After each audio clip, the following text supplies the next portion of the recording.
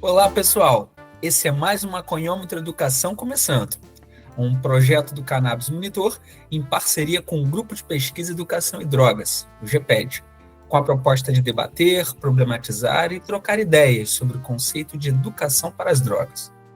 O GPED é um grupo de pesquisa vinculado à Universidade do Estado do Rio de Janeiro, que tem por objetivo fomentar pesquisas e discussões sobre questões relacionadas às drogas no campo da educação em suas várias dimensões.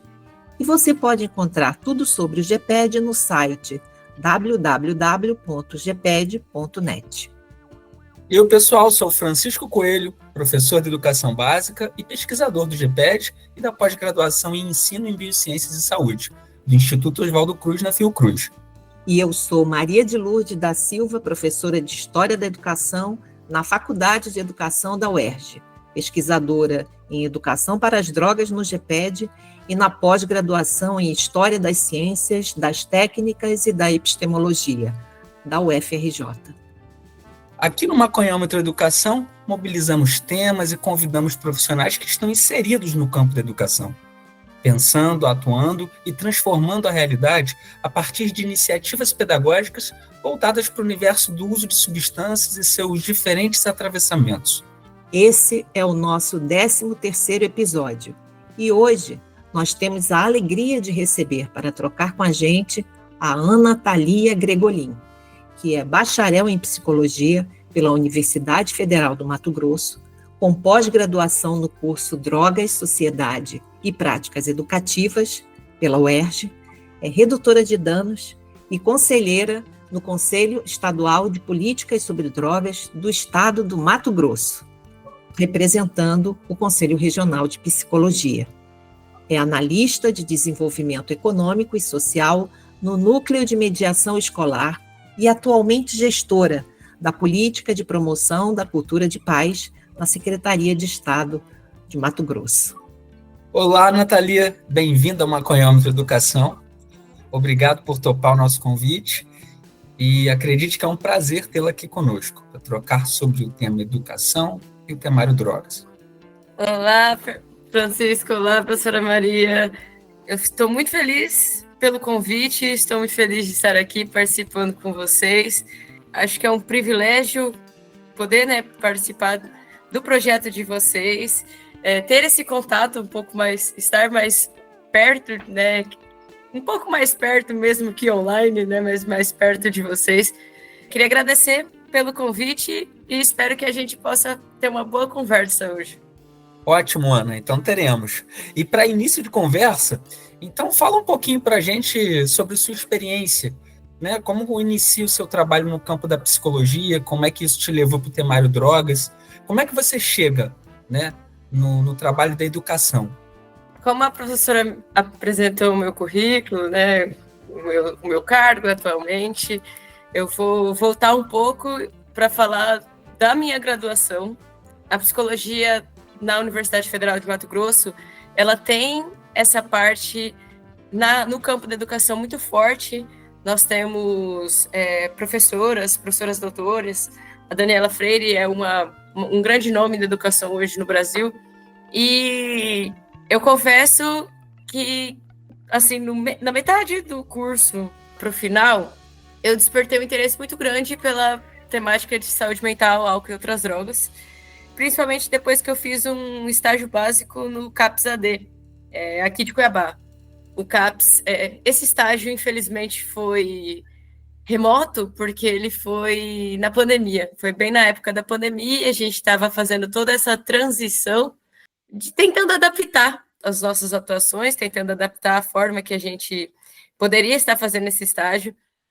E a gente acompanhou mais a parte organizacional ali do CAPS, A gente fez esse acompanhamento dos profissionais. Infelizmente, a gente não teve a prática, de fato, a gente não conseguia visualizar. Mas já era um assunto de interesse que, apesar de não estar dentro do currículo da psicologia do UFMT, a gente aborda muito, superficialmente não é a palavra, mas eu acho que hoje o plano de curso mudou e aí eu não vou poder opinar sobre como que está hoje.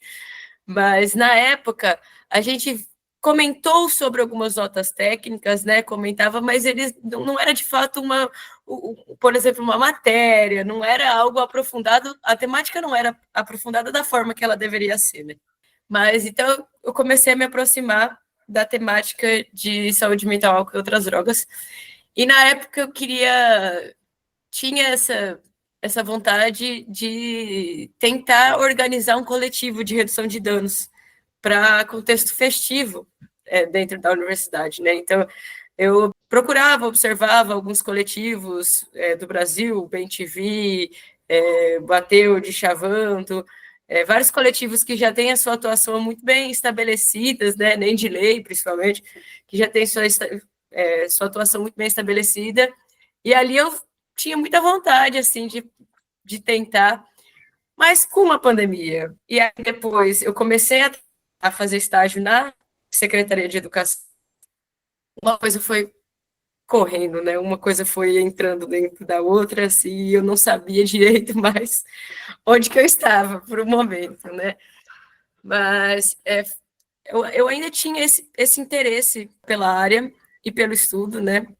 Se eu falar que eu acho que é a primeira vez que eu me interessei de fato por estudar a temática, estudar substâncias psicoativas, se eu falar bem a verdade, eu era criança, eu não sabia direito o que era, mas eu era uma criança que, assim como as crianças têm muito interesses por dinossauros, eu tinha por cogumelo, eu tinha uma coisa muito grande por cogumelo, eu desenhava cogumelos e eu adorava cogumelos e o meu reino da fantasia era com cogumelos, eu me lembro que eu desenhava cogumelos com chaminés, assim, isso é relevante? Talvez não tanto, mas é assim que se começa o meu interesse de fato, se eu for explicada. E então, na graduação, tenho esse interesse de uma forma autodidata até, porque eu tive que ir procurando e, assim, conversando com amigos, pedindo referências e participando de grupos de estudos que abordavam a temática de alguma forma, não diretamente, mas de uma forma ali meio transversal. E aí, quando do meio para o final da graduação que eu comecei a fazer o estágio na Secretaria de Educação, a temática e o estudo de fato, a pesquisa de fato, eu não tive oportunidade de desenvolver, né? Mas acho que no último ano da graduação, eu consegui uma bolsa para participar como estudante inovadora da primeira pós-graduação de psicoterapia assistida por psicodélicos aqui do Brasil, do Instituto Alma Viva. E aí, acompanhando essa pós-graduação, me retornou a temática, assim, de certa forma. Eu trabalhava dentro da educação e continuava fazendo minhas pesquisas não direcionais, né, mas esse interesse continuava, né, essa área de interesse sempre continuou. Eu iniciei uma pós-graduação na temática de saúde mental, álcool e outras drogas, não finalizei, e após a minha colação de grau, depois que eu me formei na faculdade, eu fiquei um tempo, né, um tempo sem trabalhar nesse transição, nesse limbo, e aí eu fui chamada para trabalhar em um CAPS 1 no interior do estado, né, na cidade de Campo Novo Parecis, e lá eu estava iniciando essa pós-graduação de saúde mental e outras drogas, porque era a minha área de interesse, era uma área que eu também acolhi ali alguns pacientes, né, que estavam dessa questão, mas o atendimento no CAPS, no CAPS 1, principalmente, ele é muito amplo, né, muito diverso, ele vai acompanhar casos de média e alta complexidade, mas a gente não tem uma especificidade, né, como, por exemplo, no CAPS AD. E aí, quando eu estava ainda no CAPS, eu vi a pós-graduação, apareceu uma notícia da pós-graduação de educação, Drogas, Sociedade e Práticas Educativas, né, do GPED, e eu falei, cara, que coisa linda, olha que coisa linda, porque foi a intersecção perfeita das temáticas que eu não estava encontrando no momento, porque eu tinha esse pé na educação, um pé quase que ancestral no sentido de que eu tenho uma família de mulheres que trabalham trabalham na educação. E aí a minha área de interesse, né, de interesse de atuação. E aí foi quando eu achei essa intersecção, achei esse elo entre as duas temáticas, e aí nos conhecemos, né? E aí nos conhecemos e estamos aqui, fruto desse curso. Mas acho que foi assim que começou o meu... Como se deu a trajetória dentro da temática, né? Bom, Nana, então a gente chegou até aqui, né? A gente se encontrou e chegamos até esse momento. Quais são os trabalhos que você, ou iniciativas, né, que você desenvolveu ou tem desenvolvido no campo da educação para as drogas até o momento? Quando eu fiz o curso com vocês, da GPED, eu retornei para Cuiabá e eu já tinha feito estágio no núcleo de mediação escolar, e aí eu retornei como analista, né, desenvolvimento econômico e social, agora como psicóloga.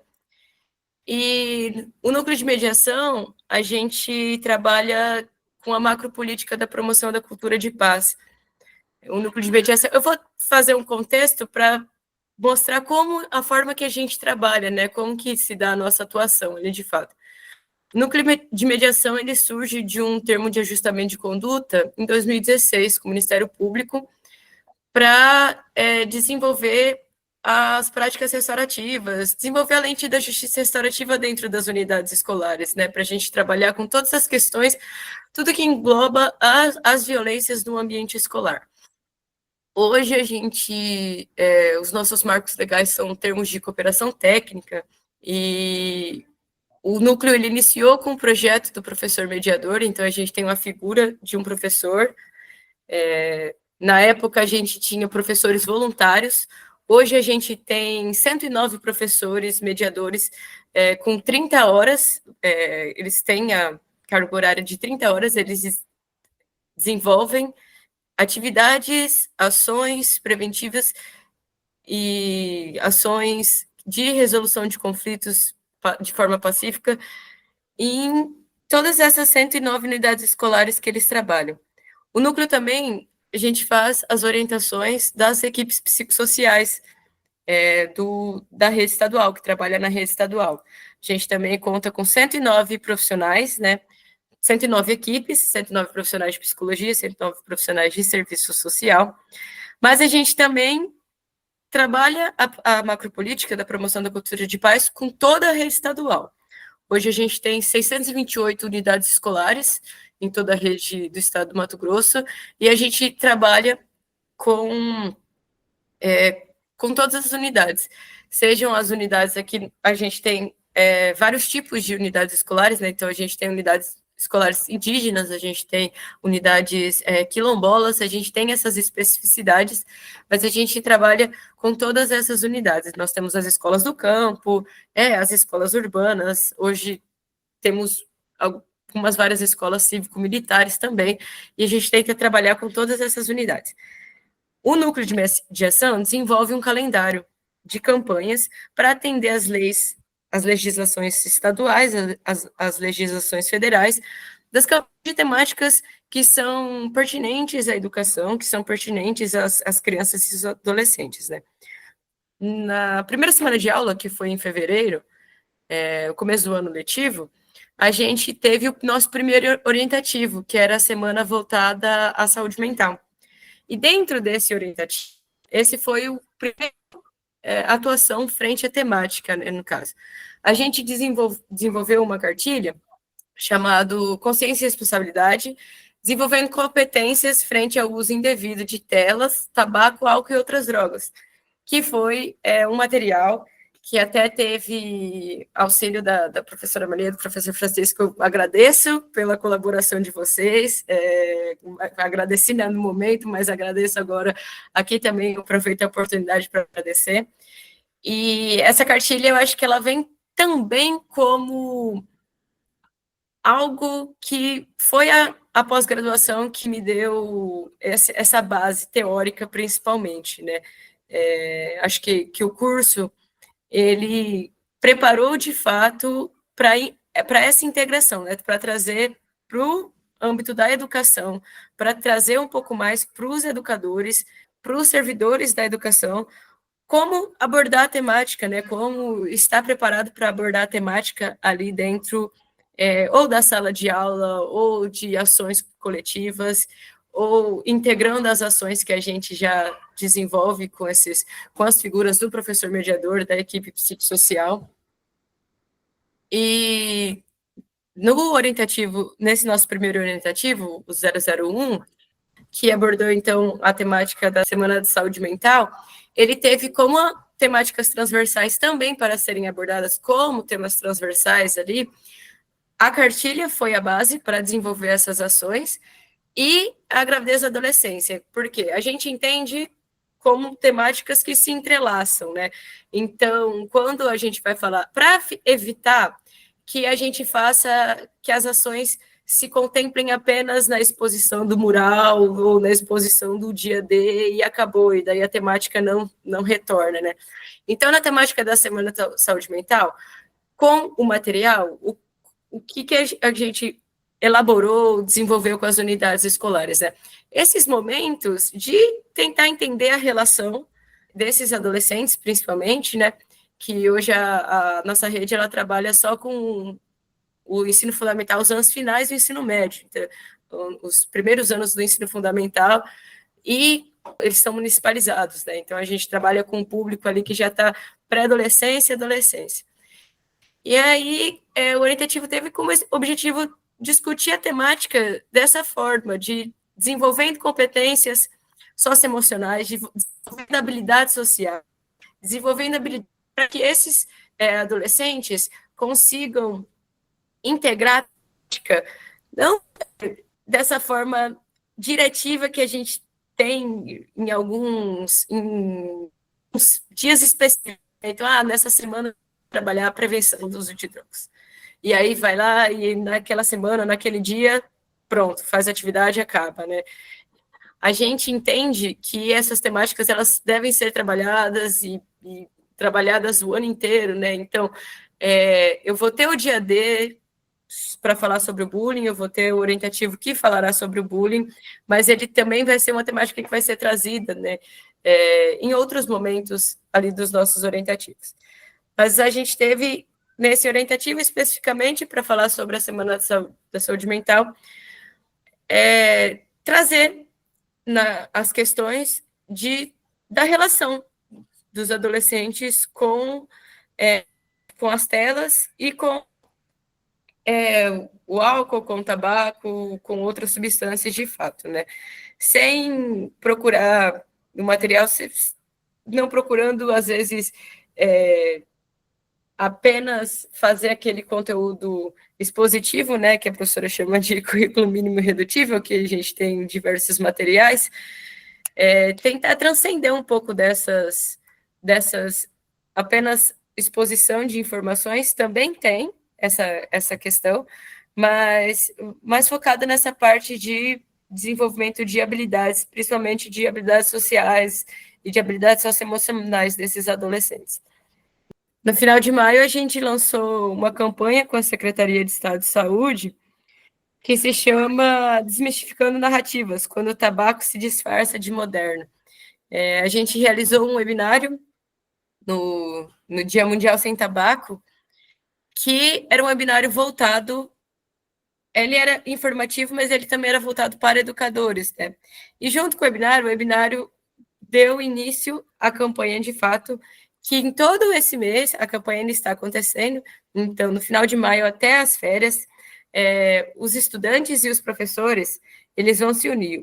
Um professor mobilizador vai fazer um debate, um cine-debate ali na sala de aula, e aí a gente vai aplicar um pré-teste e um pós-teste sobre algumas percepções, né, do que os estudantes têm sobre o tabaco, mais focado para o tabaco, essa campanha, principalmente devido ao fato de que hoje o cigarro eletrônico é uma questão que vem sendo cada vez mais presente nas unidades escolares, tanto como uma dificuldade, né, dos servidores, dos diretores, dos coordenadores, de compreender, de dar encaminhamentos para quando o estudante está fumando dentro da unidade escolar, né?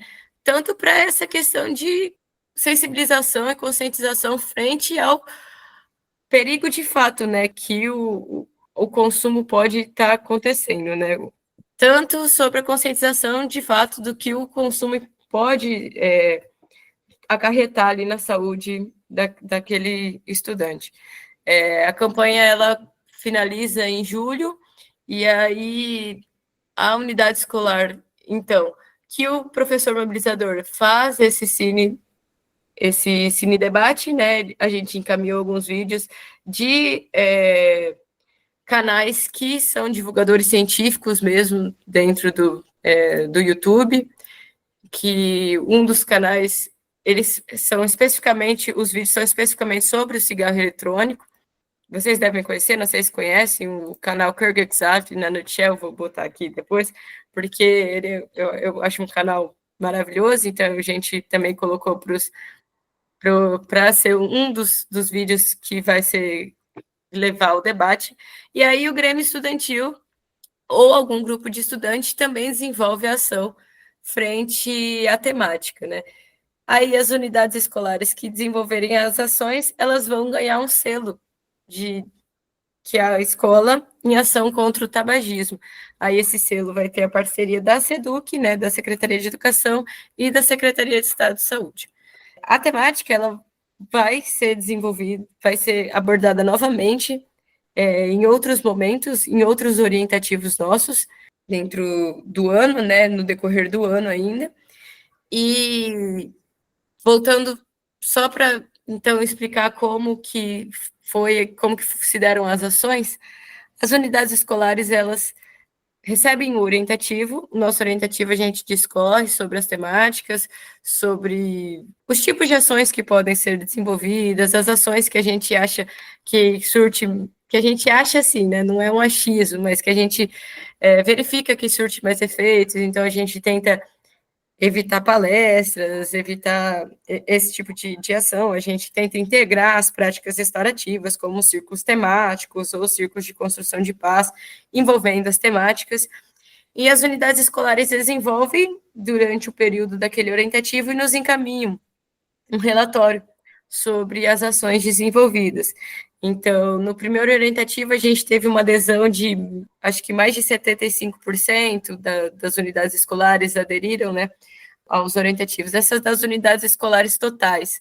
Para as unidades escolares que têm algumas especificidades, por exemplo, as unidades escolares indígenas, que a gente não pode considerar algumas questões de violência, a gente não vai considerar dentro da unidade escolar, não é que não vai considerar, mas não vai tratar da mesma forma ali dentro da unidade escolar. Então, a gente tem esse percentual de adesão.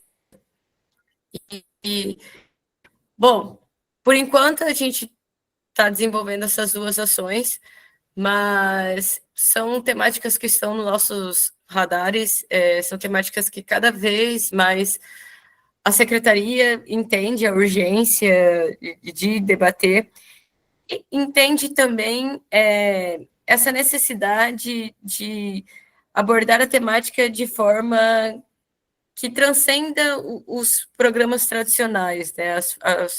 As formas tradicionais que a gente está não habituado, né, mas que é de conhecimento mais geral, porque a gente entende, talvez, que nem todos, que não vai ser funcional para todas as unidades escolares, e nem todos os diretores e coordenadores ou a gestão escolar, eles não precisam aderir também a esses programas, né? Então, essa forma de atuação que o núcleo entende é para contemplar também essas unidades que não se sentem contempladas, talvez, pelos outros programas que abordam sobre a temática. Interessante, hein, Ana? Então, a proposta é de que vocês tenham um programa acontecendo nas escolas o ano todo, né? Tem ações pontuais, mas vocês têm a proposta de que a coisa, né, se integre na vida escolar e apareça no cotidiano, né, compõe o cotidiano da escola. E essa parte que você falou dos diretores, né, não precisarem necessariamente aderir ao programa, né, isso chama a atenção, né? Eu queria que você dissesse assim, os diretores que aderem, que efetivamente aderem ao programa, eles manifestam alguma realidade, algum contexto efetivo, alguma condição específica para aderir ao programa, ou, enfim, quais são os critérios que eles, assim, se chega a vocês, né? Se eles reportam a vocês o porquê deles aderirem ao programa. Eles manifestam isso? Quando eu falo que os diretores não aderem ao programa, não é aos nossos orientativos, no caso. A gente está tentando transformar a política da promoção da cultura de paz em um programa de fato, mas aí ele é um programa que envolve todas as questões que tangem a violência no ambiente escolar, né? E quando eu falo sobre não aderir ao programa, são os programas vigentes hoje na educação que abordam a temática, por exemplo, o ProERD, esses programas. Então, quando eu falo que o diretor, né, que não adere a esse tipo de programa, porque eles têm autonomia, eles também encontram locais para abordar a temática, né? Então, o material, o orientativo, ele vem dessa forma, né? São locais alternativos de você estar trabalhando, de você estar desenvolvendo essas ações, de você estar desenvolvendo ações de debate, ações de prevenções, ações de desenvolvimento de habilidades tanto sociais quanto das competências socioemocionais que vão né, encontrar a temática de alguma forma. É mais nesse sentido que eu trago quando o professor não adere ao programa. Diretor, perdão, mas sim. Bacana, Ana. Você traz essas iniciativas, são bem interessantes, né, para a gente compreender que em outros lugares também, em outros estados, né, além daqui do Rio, de São Paulo, a gente tem essas iniciativas, né, esses movimentos. E aí você traz uma trajetória bacana, né, na saúde mental, no cuidado, né, psicossocial, migrando, né, para a educação para as drogas.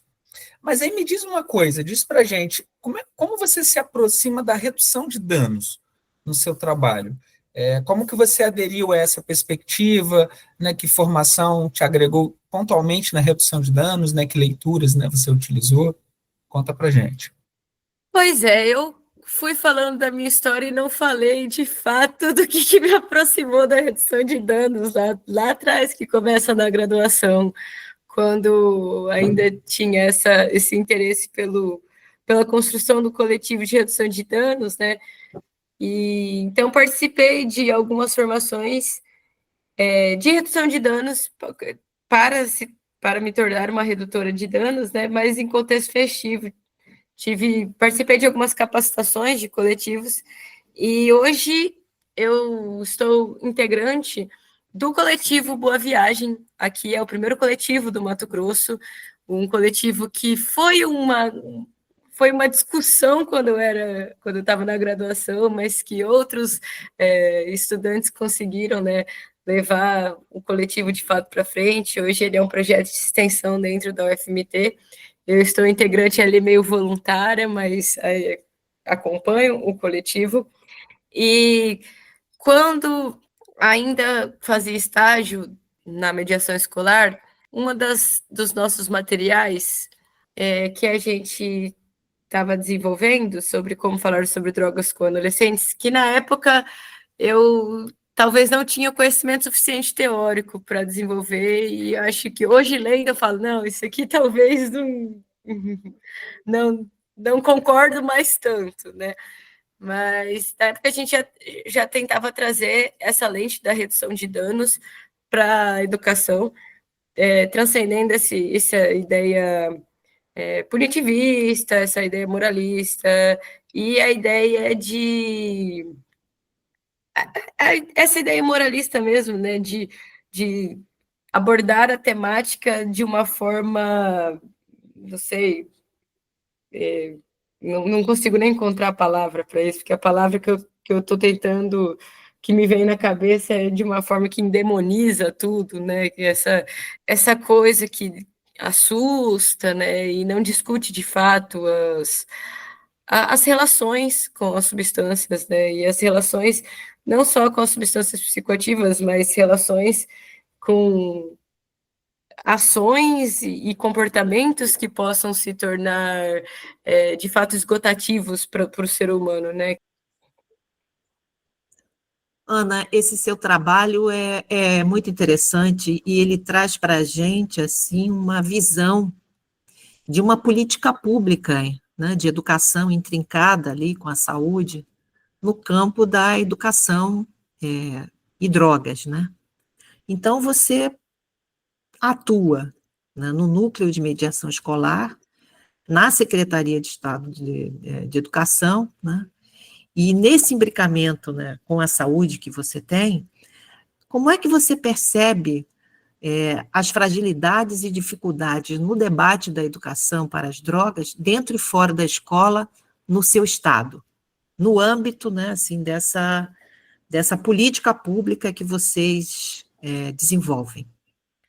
Eu acredito que um dos desafios, assim, que a gente tem é que, para abordar a temática, dentro das unidades escolares, uma das questões que a gente sempre traz dentro do programa Saúde na Escola, ou dentro das nossas próprias ações, dentro dos nossos orientativos, a gente sempre orienta que as escolas busquem fazer parceria com a rede de proteção, né?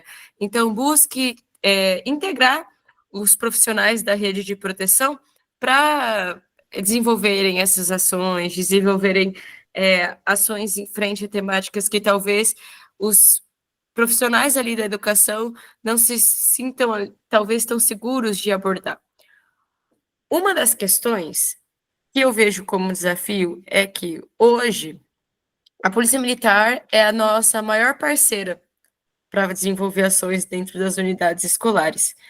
Depois da Polícia Militar, a gente vai ter a rede de saúde, né, da atenção básica, principalmente, então, as UBSs, as PSFs, e em ambos as questões, a gente tem, ora, profissionais que podem reproduzir esses discursos novamente moralizantes, estigmatizantes, amedrontadores, né, sobre a relação com as substâncias, ora, patologizantes. Então, a gente também tem profissionais ali da saúde que pode tender esse discurso também para essa coisa da psiquiatrização, né, das relações humanas com as substâncias. Então, os caminhos, né, que vão surgindo. Ora você vai ser o marginal, ora você vai ser o doente. Então, assim, nesse caminho que cai o indivíduo. Então, eu acho que um desafio é transcender essa discussão, né? E aí ela é uma discussão que tem que transcender não somente dentro da educação, no caso, ou da saúde, ou da segurança pública, né? É uma discussão que às vezes a gente ainda está estagnado socialmente, ela é uma discussão que ainda enfrentamos diversos desafios, diversas tabus, eu acredito que a palavra ainda seja tabu, né, nessa discussão, nesse debate, e então esse reflexo também vem para dentro da educação. E aí um outro desafio que a gente encontra de abordar sobre a temática dentro da educação, e aí por isso que uma das formas que a gente enxerga de desenvolver competências e habilidades sociais, habilidades emocionais, usando a temática, introduzindo a temática de forma transversal ali, é justamente também por questões de não compreensão do tema que está sendo abordado por parte dos pais irresponsáveis, né? Então, a gente até hoje tem essas questões, né, de apologia, enfim, todas as temáticas socialmente mais delicadas, a gente vai encontrando esse tipo de situação. E aí, então, a gente vê uma resistência de alguns profissionais também de falar sobre a temática, de apresentar, ou se for abordar a temática, abordar nesse punitivismo, né, nesse proibicionismo. Olha, eu estou abordando, mas é porque vocês têm que aprender a dizer não, vocês têm que aprender a... Né, então, a gente vai cair nesse mesmo discurso, né? Então, acredito que esse seja o grande desafio. Um outro desafio que a gente tem dentro da educação é Aquele que eu acho que todas as pessoas do mundo hoje estão passando, no mundo não sei, mas no Brasil, que é a sobrecarga profissional, né? Então a gente vai ter os profissionais da educação lotados de metas e, enfim, de metas políticas, de metas pedagógicas, de metas. E aí mais um trabalho para esse profissional desenvolver.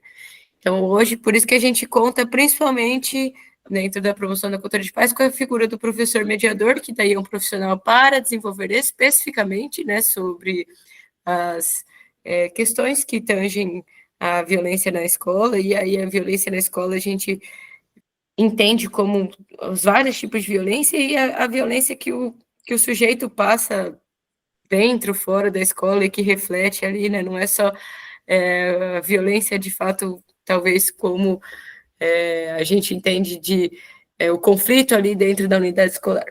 E, enfim, acredito que esses são os maiores desafios que eu consigo pontuar, nesse momento. Deve ter muitos outros, né? Mas eu não. Talvez ache que esses são os que mais chamam minha atenção no momento. Ô, Ana, você fala sobre a importância do debate transcender, né? De chegar às escolas, nesses temas contemporâneos, e também aponta a resistência que alguns profissionais do ensino trazem, né? E muito disso pode estar relacionado, né, como você bem pontuou aí, às demandas, né? As metas, né? O professor é uma máquina, né? Essas demandas, né, ao docente de hoje em dia. No âmbito geral, você percebe a escola, os professores e os gestores escolares receptivos às questões de educação para as drogas? Como é que você encara isso? Você já trouxe elementos, né? Mas queria que você pontuasse um pouco mais isso. Talvez eu não vou conseguir responder com muita clareza essa pergunta, no seguinte sentido. O órgão central, que é onde eu trabalho, né, onde eu estou lotada, nós não temos esse contato direto com a gestão escolar, por exemplo. Nós somos divididos em diretorias regionais, e aí o nosso contato é com as equipes psicossociais das diretorias regionais. Nós somos em 13 diretorias regionais, e aí eles quem vão ter o contato com as unidades escolares. Então, eu não vou...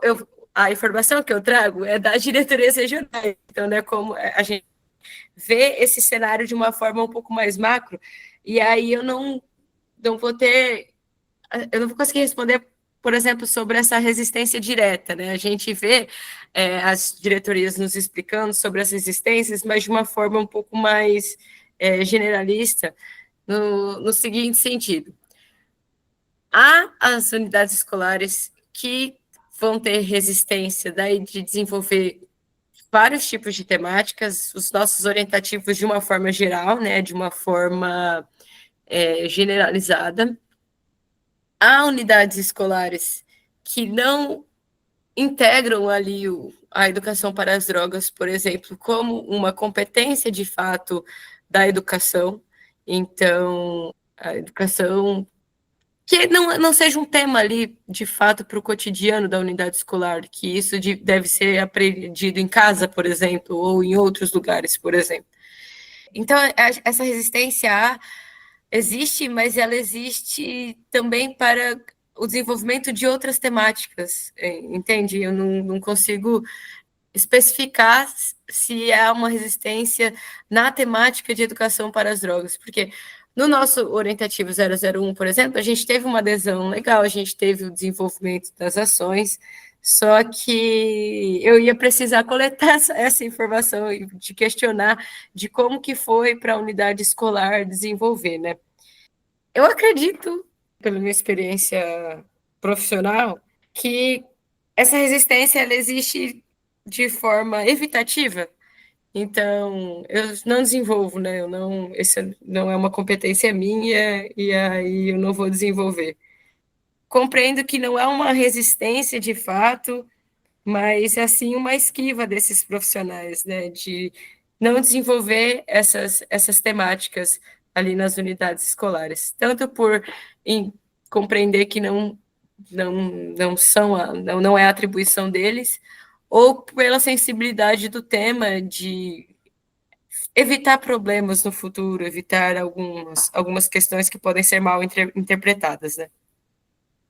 Ana, eu desenvolvi há um tempo atrás uma pesquisa sobre um livro que ele foi editado no seu estado e desenvolvido um projeto em cima dele, que é o projeto Tosco em Ação. Você já ouviu falar? Nunca ouvi falar, professor. Nunca ouviu falar no projeto Tosco em Ação? É de um livro, né, que foi editado pela Polícia Militar do Estado do Mato Grosso. Isso em 2009, alguma coisa assim. E esse projeto, ele se disseminou para vários estados, agora não me lembro mais ao certo quantos estados, e acho que foram 10 estados, né? Na época eram de políticos ligados ao MDB, de governadores ligados ao MDB, e esse livro, né, um livro chamado Tosco, e ele chegou a vários estados. Aqui no Rio de Janeiro, ele foi adotado pela Secretaria de Dependência Química, nem foi pela Secretaria de Educação, foi adotado pela Secretaria de Dependência Química, que distribuiu esse material nas escolas do Rio de Janeiro, né? Chegou a 21 municípios dos 92 municípios do Rio de Janeiro, e ele durou aí até 2015. Aí apareceram teve uma coisa de corrupção ligada, né? Teve uma... Ai, meu Deus, esqueci a palavra agora. Como é que fala? Eu me lembro do nome, era lama asfáltica, que era o nome da diligência que a Polícia Civil fez, né? Do coisa lá, e aí identificaram que a editora Alvorada, que era a editora que publicou o livro, né? Estava envolvida numa falcatrua enorme que envolvia a Secretaria de Educação do Mato Grosso e outras tantas. O livro já tinha sido vendido, assim, uma coisa bilionária, um negócio assim de muita grana. Chegou aqui no Rio de Janeiro, foi distribuído, e um aluno meu, na época, meu orientando, chegou com um livro que tinha, a escola dele, uma escola pública do Estado, tinha recebido o livro para as pessoas fazerem um trabalho a partir daquele livro. E aí a gente foi desenrolar essa coisa toda e a gente encontrou as falcatruas e tal. E era um projeto grande, né, de trabalhar com drogas nas escolas a partir desse material. E tudo começou com a polícia de Cuiabá, né, no Mato Grosso.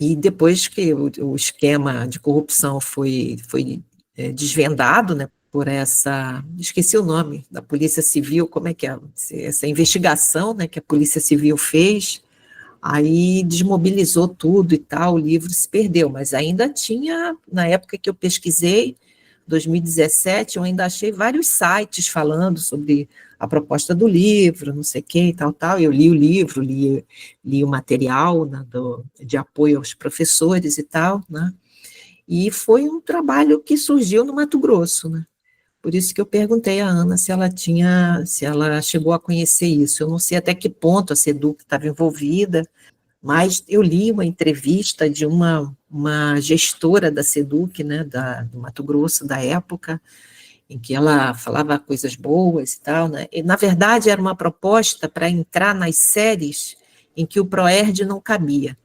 Então, o ProERD ia até o 5º, 7º ano, e ele era para chegar ali no 8º, 9º ano, né? Era uma proposta de continuidade do trabalho do ProERD. E a própria editora, com a polícia militar, fazia a capacitação dos professores. Não era nem a SEDUC, né? Não era nem a Secretaria de Educação, era a editora junto com a polícia militar. Uma coisa assim tão escandalosa, né? Uma coisa tão, né, que a gente... E isso torna o trabalho dela mais interessante, e essa política pública agora ainda mais interessante, porque ela vai na contramão de tudo isso, né? É como se o Estado tivesse dado uma guinada na orientação da política de educação e drogas, né, no Estado, e o Tosco em Ação ficou para trás, né? Então, eu acho, por isso que me chamou a atenção, esse trabalho da Ana, né? Eu acho que, Ana, esse termo de ajustamento de conduta que você fala, ele é muito curioso e mereceria um estudo maior sobre ele, entendeu? A gente já falou sobre isso, né, em outro momento, mas eu acho que esse é um documento interessante, esse material é interessante, porque vocês coletam informações sobre os alunos, né? E aí tem toda uma perspectiva de pensar como que esse aluno está sendo visto, como é que ele está sendo entendido, né? E você fala de um projeto, né, que é o da Cultura da Paz, que inclui a droga, né, que na verdade tem vários olhares, tem várias, né, várias direções. Uma delas é a questão das drogas. Não é uma política só para olhar a droga, mas é uma política que, pensando a cultura da paz, inclui o tema da droga, né? E o que leva também a uma grande reflexão, né? Porque a gente continua em cenário de proibicionismo, né? A gente continua pensando a droga associada à violência, né? Então, de que maneira essas duas coisas se relacionam na escola? Um garoto fumando maconha é um ato de violência, né? É entendido como uma situação de violência, né? Enfim, né? Para a gente pensar, né? Como é que essa associação ela ainda é tão presente nas escolas, né? Como é que a gente poderia, então, pensando a cultura da paz, né? Pensar, né, que o fato de usar drogas poderia promover uma cultura de paz, né? E não, e não, e não se associar à questão da violência, né? Mas esse é um caminho, né? Um caminho que a gente está trilhando, né? Pensando um pouco nas coisas que você falou, né? Na proposta, você falou sobre, né, o cigarro, a vapor, você falou sobre telas, que é muito legal pensar, né, numa equiparação entre essas coisas, né, porque se a gente, isso promove um deslocamento, né, da droga, né, na medida em que a gente associa a tela a uma situação de vício, né, uma situação de dependência, né, a gente promove a droga a uma outra condição também, né, a gente acaba fazendo um deslocamento, né, isso é muito interessante, porque conceitualmente a gente está construindo outras referências para falar dessas coisas todas juntas, né. E aí eu queria te perguntar, o que você acha que o debate das drogas na escola, né, se você acha que o debate de drogas na escola deve diferenciar as drogas, né? Você falou do cigarro, que é uma questão que eu acho que é importante, você falou das telas, né? Você acha que há alguma droga em particular que mereça uma atenção diferenciada da parte do professor? Como é que é a realidade aí do Mato Grosso? Eu acho que eu vou ir respondendo essa pergunta e eu queria que debatesse comigo mesmo, porque eu acho ela meio complicada, até teoricamente, de eu entrar. Eu não compreendo essa diferenciação como extremamente necessária e benéfica no seguinte sentido. Se eu aceito algumas e proíbo outras, eu vou estar perpetuando aquelas questões, né? Estigmas, preconceitos. Então, se eu minimizo umas e demonizo mais as outras, então eu posso abrir margem para esses discursos se perpetuarem, né? Discursos de o que é aceitável, o que não é aceitável. Então, a relação indevida com álcool, eu posso passar mais panos do que uma relação indevida com maconha, por exemplo, que então é mais condenável a pessoa que tem uma relação. Essa pessoa, então, pode ser mais condenável, ela tem local. Então, nesse sentido, eu não sei quão benéfico é essa diferenciação. Mas talvez ela seja necessária na seguridade que os profissionais tenham para abordar sobre a temática, né, ali dentro da unidade escolar. Tem unidades escolares que elas não vão necessitar abordar especificamente sobre algumas substâncias, porque aquilo lá não é do cotidiano delas. Então, como que a temática vai sendo abordada? A gente aborda dessa forma mais ampla, né, de relações, a gente usa nesse desenvolvimento das habilidades, como eu falei, das competências emocionais. Então, a gente vai desenvolvendo todas essas relações com todos os comportamentos que pode caminhar para um uso indevido, tanto a tela, tanto a substância, tanto o tabaco, né? Então, a diferenciação e definição, né, de cada substância talvez não seja tão benéfico quanto a temática abordada de forma mais ampla, né? Se a temática é abordada de forma mais ampla, ela consegue contemplar sem a necessidade de fazer essa diferenciação. Ana, que sugestões você daria para os educadores que queiram pensar uma educação para as drogas centrada no eixo da redução de danos, né? E essa redução das violências, né, como você traz. Você teria indicações de formações para esses profissionais que querem conhecer um pouco mais sobre o assunto? Eu vou ter que falar, então, do curso Troca Sociedade e Práticas Educativas, né, do GPED. Eu acho que esse curso foi fundamental. Foi, assim, não é encher a sardinha, né, dos professores, mas é porque foi mesmo, assim, é engraçado que, mesmo para quem está procurando sobre a temática, a gente nunca sabe o suficiente, né? Então, ter acesso principalmente ao grupo de pesquisa e as produções, cara, foi assim sensacional de me introduzir de fato na educação para as drogas, né? Da educação, de como abordar ali dentro da educação a temática, né? De transcender esse viés, talvez que a psicologia fica muito, que é da saúde, né? Então a gente tratar a pessoa e não falar sobre a relação de fato, né? E aí isso foi uma coisa que o curso me despertou muito, né? De trabalhar esse lado da educação para as drogas, da nossa relação. Então, acho que essa é a minha primeira indicação, de longe, minha primeira dica, minha primeira indicação. E os cursos que a Secretaria de Educação também vai encaminhando para os profissionais, o que o núcleo de mediação, os materiais que o núcleo de mediação desenvolve, e compreender, né?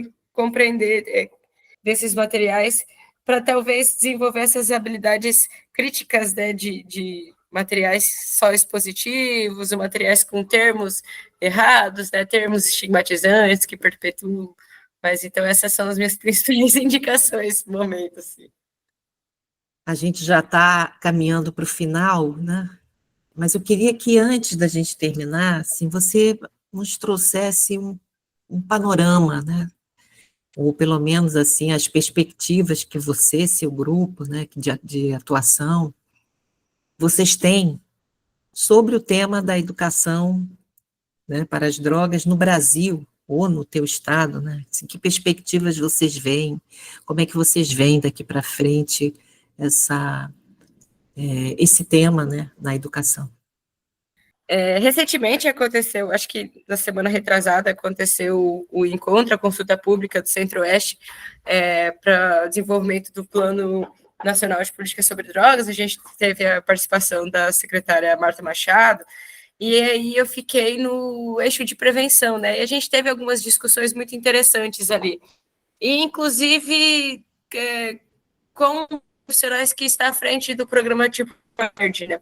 E aí eu percebi um movimento que é esse movimento também de compreender os programas de prevenção nessa discussão mais ampla, nessa discussão de desenvolvimento de competências. O discurso, pelo menos, é esse, né? A gente não sabe de fato como está sendo perpetuado.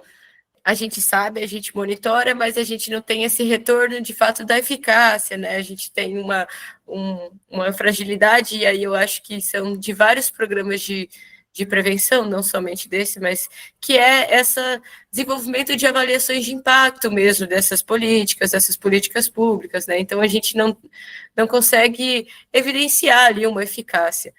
Acredito que se a gente conseguir, né, desenvolver uma política pública nesse sentido, né, e desenvolver uma política pública que faça avaliação, de fato, da eficácia desses programas de prevenção, o que é muito difícil, a gente sabe que é muito complicado, porque né, o Brasil é imenso, tem muitas especificidades, mas eu acredito que se a gente caminhar, e que a gente está caminhando, talvez, para objetivos semelhantes, eu entendo que a temática ela pode e se adentrando cada vez mais, assim, com mais facilidade para ser desenvolvida, né?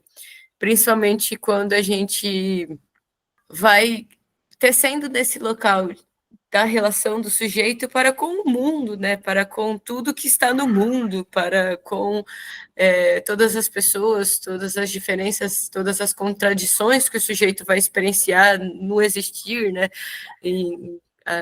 Tudo que atravessa o ser humano no existir, e um deles, uma das coisas que são as drogas, são as substâncias, são os psicodélicos, é o álcool, enfim, a tela. Então, a gente debater sobre a relação do sujeito com o seu modo de existir, ele já está começando a caminhar. E aí eu acho que esse é um local que a educação para as drogas ele se integra também, né? Ele vai se integrando. Posso ser otimista demais? Posso ser otimista demais, mas eu gosto de me manter otimista, então. Mas eu vejo esse movimento dos profissionais, por exemplo, como os professores mediadores aqui, como as equipes psicossociais, né, que são os profissionais que estão ali inseridos nas unidades escolares, e eles vão estar fazendo esse movimento, eles já fazem esse movimento, né, e eles são orientados para fazer esse movimento.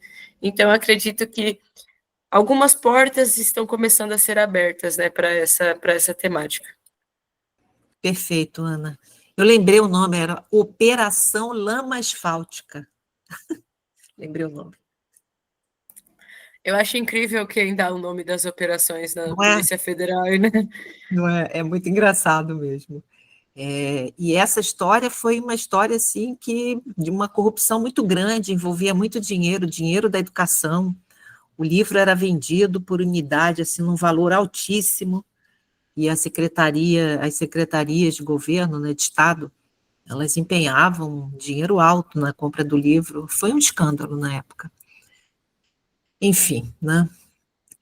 Ana, foi um prazer ter essa troca com você, poder compartilhar com o público do Maconhômetro Educação todas essas questões sobre a sua trajetória, experiências e as tantas possibilidades de atuação pedagógica que você traz para a gente no campo da educação, né, e das drogas. Muito bom poder trocar e conhecer um pouco mais da realidade dos debates sobre drogas no campo da educação e da saúde no estado do Mato Grosso. Muito obrigada pela sua presença. Eu que agradeço o convite. Muito obrigada, professora Maria. Muito obrigada, Francisco. Vou agradecer também o Gustavo, que é quem está por trás aqui da operacionalização do podcast. Agradeço imensamente pelo convite de vocês. Me coloco à disposição para, né, demais parcerias que podem surgir aí. Espero que a gente possa trabalhar novamente no futuro, em algum momento. Quem sabe reencontro ou encontro vocês pessoalmente em algum momento. Mas agradeço novamente pelo convite. Ana Thalia, obrigado você. Foi um prazer tê-la aqui e refletir sobre suas ações, né, seus trabalhos no campo da educação para as drogas, seus desafios, né, aí na rede. Muito obrigado também a você que nos acompanhou até aqui, né? Esse foi o nosso 13º episódio do Maconhômetro Educação, um projeto do Cannabis Monitor e do Grupo de Pesquisa Educação e Drogas, né, o nosso GPED, vinculado à Universidade do Estado do Rio de Janeiro, a UERJ, com essa proposta de explorar o tema das drogas, né, pela perspectiva pedagógica. Você também encontra mais informações sobre o GPED, suas atuações, pesquisas e projetos educativos no site www.gped.net. E para os educadores, né, interessados em ações pedagógicas, fica o convite também para visitar o site educaçãosobredrogas.com.br. Lá tem muito material e conteúdo bacana, gratuito para os professores interessados na temática, algumas formações, né, inclusive o curso que a Ana Thalia trouxe aí para a gente também. Quando quiser, visite os nossos demais episódios do Maconhômetro Educação, tem muita coisa interessante aqui para você se aprofundar e adquirir um repertório bem valioso aí sobre o debate. Nós ficamos por aqui, um abraço e até o próximo programa.